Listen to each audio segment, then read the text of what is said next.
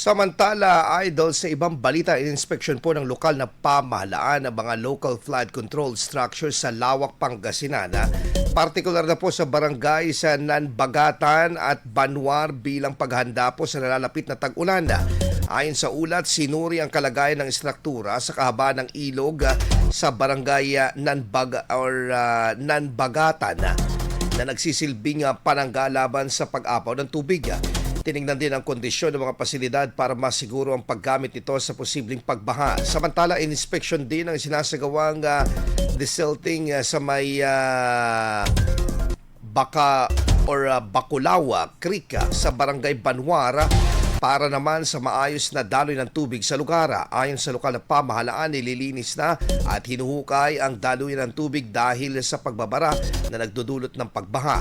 Kaugnay nito, kabilang sa mga kadalasang flood control project sa bayan ay mga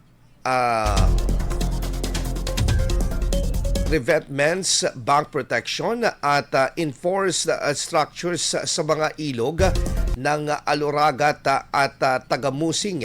Katuwang ang DPWH para sa kahandaan sa posibleng pagbaha sa nasabing bayan. IFM News. IFM News. IFM News.